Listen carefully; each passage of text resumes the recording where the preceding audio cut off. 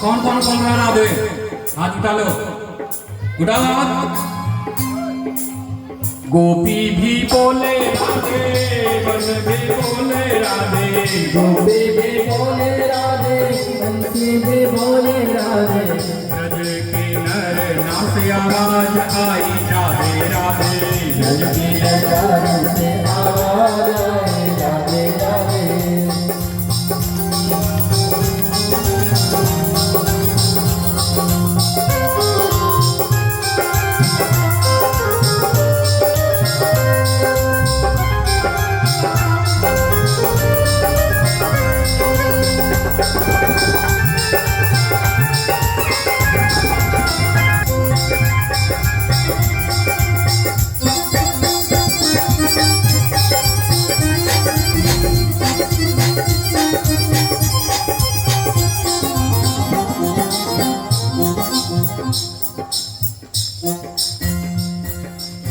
आप लोग थक जाते हो कथवा में ना, लेकिन मेरा यही काम ही है कि उसको थोड़ा सा और थकाना। हाथ उठाइए, हाथ उठाइए। तन भी बोले राधे, मन भी बोले राधे,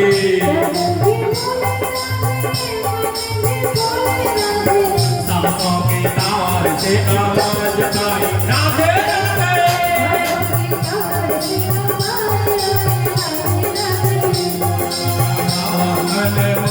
बोलो राधे राधे, श्यामा का नाम अनमोल बोलो राधे राधे।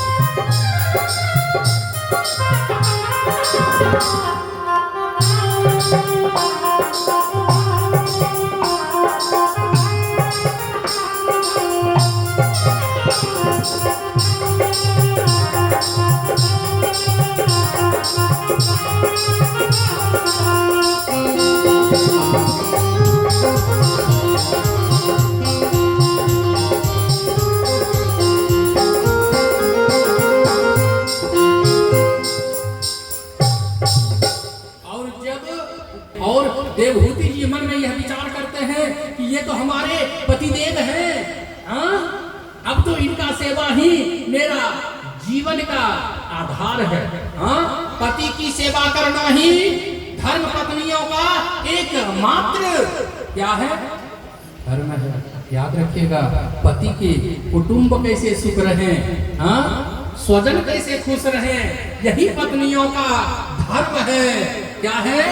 सबकी सेवा करते हुए, सबको एक मय रखते हुए आगे बढ़ना है। लेकिन आज की धर्म पत्नी क्या होती है? जब कहते हैं ना, उठो रे डोली उठाओ कहार, चलो मिलन गीत आई। कितना बढ़िया है, पंक्ति देखिए कितना बढ़िया है, लेकिन पंक्ति बढ़िया है, जब उनका वहां पे जाके वास हो जाता है तो क्या करते हैं? 2-4 दिन में ही सासू से झगड़ा हो गया, हाँ? ननद से झगड़ा हो गया, क्योंकि अभी जो हाय हिल्लो का युग हो गया है। क्या हो गया है? हाय हिल्लो का युग। और भागवत कहता है कि जिसके घर में शादी के बाद अगर उनकी माता पिता अगर गप करेंगे तो समझाएंगे, लेकिन माता अगर गप करेगी तो वह घर फोड़ेगी। हाँ, ऐसी माता नहीं होना चाहिए और ऐसी कन्या भी नहीं होनी चाहिए। भागवत कहता है कि उच्च शिक्षा दिया जाए उसे। क्या दिया जाए? उच्च शिक्षा, घर बसाने का शिक्षा, घर तोड़ने का शिक्षा नहीं देना चाहिए। भागवत ये संदेश देता है सभी नारियों को, धर्म पत्नियों को, माताओं को, बहनों को, सबके लिए। जोरदार ताली हो जाना चाहिए इस संदेश के लिए। अब 1000 वर्ष तपस्या में लीन हो जाते हैं करदम जी। क्यों? इसलिए कि उनको कहा गया ब्रह्मा जी के द्वारा सृष्टि करने के लिए तपस्या में लीन हो जाते हैं। और 1000 वर्ष तपस्या करने के बाद क्या होता है? 1000 वर्ष तपस्या करने के बाद उनका समाधि खुलता है। वे देखते हैं वह देवहूति जो शादी करने के समय किसी भी कन्या का, चाहे कन्या कैसी भी क्यों ना हो, उसका रूप एक अलग रहता है। हाँ, शादी के समय वर हो या वधू, दोनों का चेहरा जो है जगमग करता है, चाहे फेशियल से ही काम ना हो। हाँ, जगमग। और वह देवहूति जब करदम जी तपस्या में लीन हुए तो उनकी सेवा में भी वो रही, और वे सूखे पत्ती, फल, फूल को खा के 1000 वर्ष रही, सूख के भांति हो गई थी।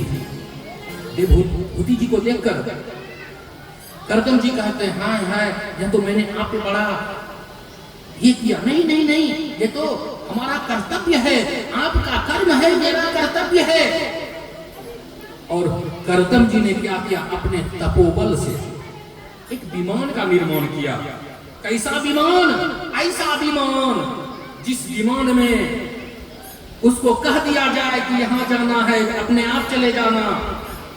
वहां पे बाथरूम होना, शयन घर होना, किचन होना, मनोरंजन घर होना, अनेक प्रकार के जो घर में होते हैं वे विमान में हो गए।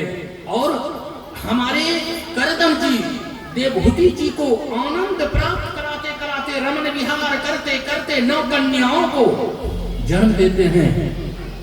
इस पर देवहूति जी कहते हैं कि आपने तो कहा था कि एक संतान होगा, उसके बाद हम भगवान को भजने के लिए चले जाएंगे।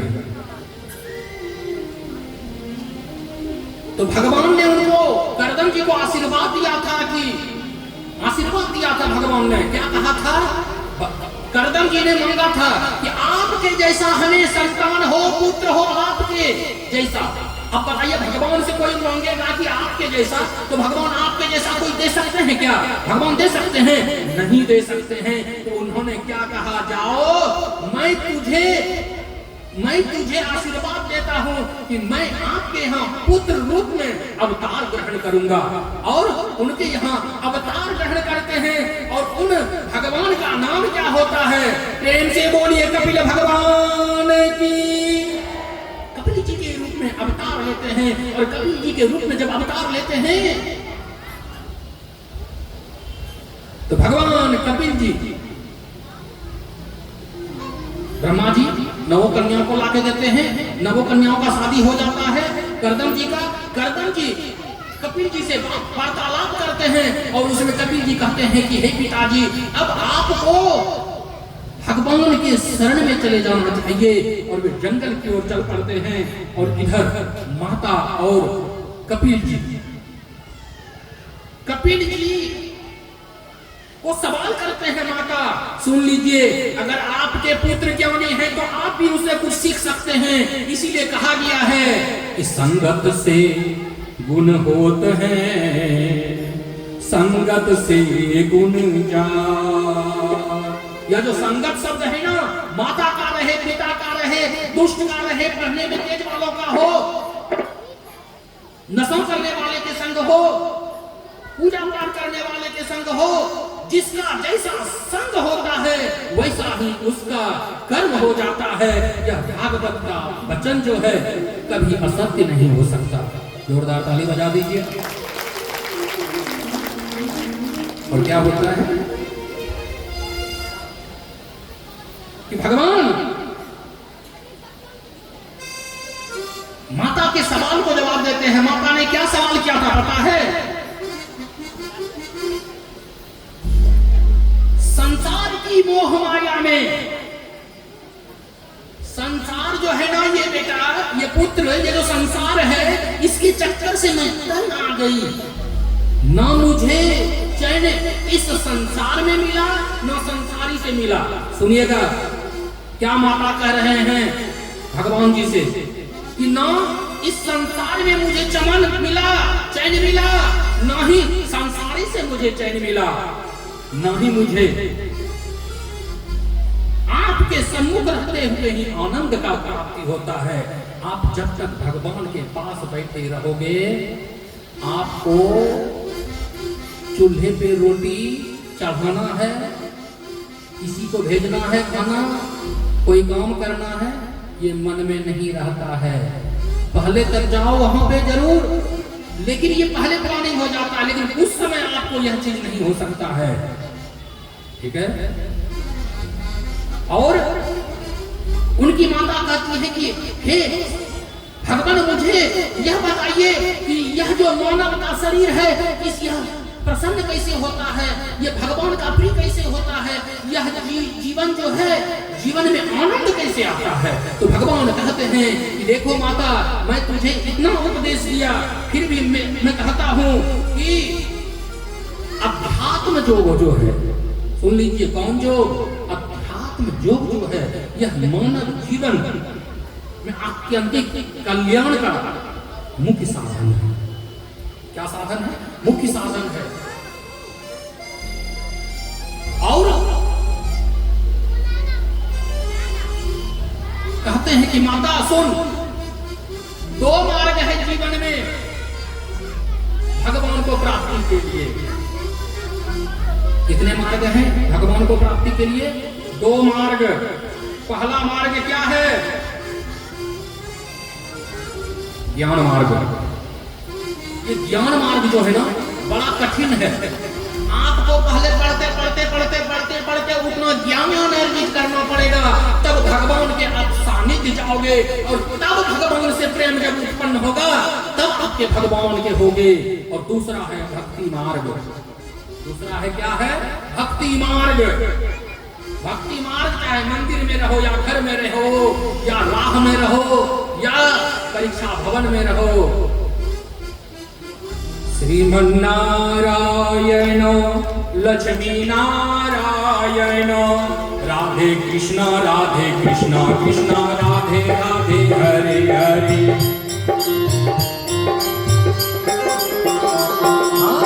कहीं भी रहो भगवान का नाम आप जपो, उसी में यही है भक्ति मार्ग।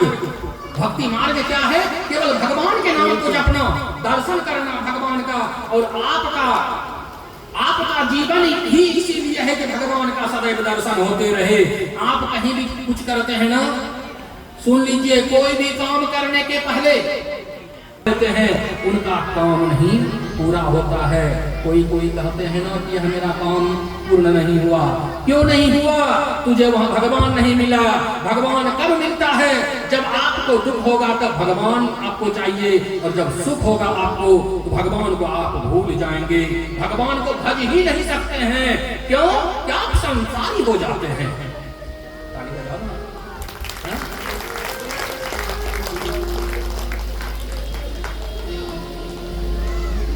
और अब माता को उपदेश देते देते उनको कहते हैं कि आप हे मैया, आप भगवान के लिए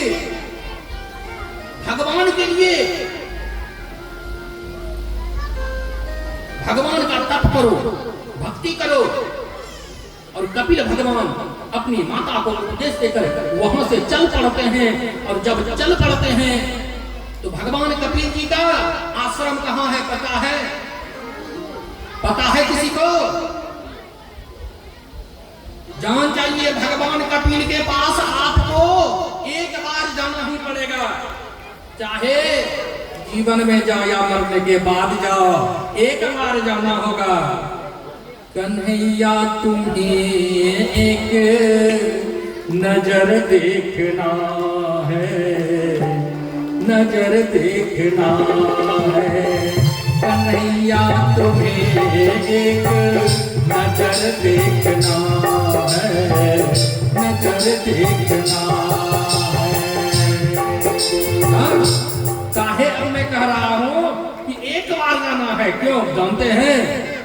भगवान कपिल जी का जो आश्रम है ना, वो गंगा सागर में है। कहाँ है? कहाँ है? गंगा सागर में। यह जितना नाला है ना, कहाँ मिलता है? नदियों में। नदी कहाँ सब मिलता है? महानदी अर्थात गंगा नदी में। और गंगा नदी अर्थात महानदी जितने भी हैं, कहाँ मिलते हैं? समुद्र से।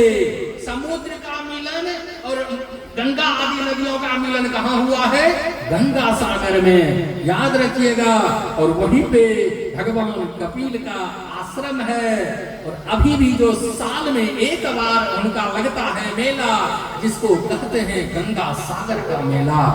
आप जो मरते हैं, आपका जो मृत्यु होता है, भगवान को जपते जपते या इस दुनिया वाले को जपते जपते, जैसा कर्म वैसा फल। याद रखिएगा। आप जो सोच रहे हैं कि मैंने कुछ किया नहीं किया, हाँ किया, वो किया, लिए किया, याद रखिएगा। आप अगर पुण्य कर्म करोगे, आप अगर धर्म कर्म करोगे, आप अगर यज्ञ करोगे, आप अगर कीर्तन करवाओगे, आप अगर दान करवाओगे, आप अगर भंडारा करवाओगे, आप अगर कोई मंदिर का निर्माण कराओगे या आप कोई धार्मिक कार्यक्रम करोगे, तो आपका नाम अपने आप धार्मिक में हो जाएगा। और जब धार्मिक हो जाओगे तो भगवान के प्यारे हो जाओगे। कैसे बनेगा? ये देखो, ये चला, ये चला, तब एक मिल जाओगे, भगवान के हो जाओगे। और आप अपने लिए धन को खर्च करोगे, बुराई में खर्च करोगे, गलत संकट में खर्च करोगे, नशा पान में करोगे, दुष्टों के संग में रह के करोगे और पाप कर्म के लिए करोगे, तो आप क्या कहलाओगे? पापी कहलाओगे।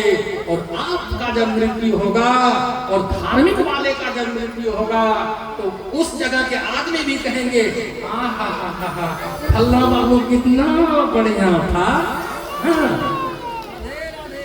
फल्ला बाबू कितना बढ़िया थे, साल में एक बार कीर्तन कराते थे, हम लोग जाके आधा घंटा कीर्तन करते थे, प्रसाद खाते थे, हाँ, भगवान का नाम लेते थे, झूमते थे, नाचते थे, हाँ।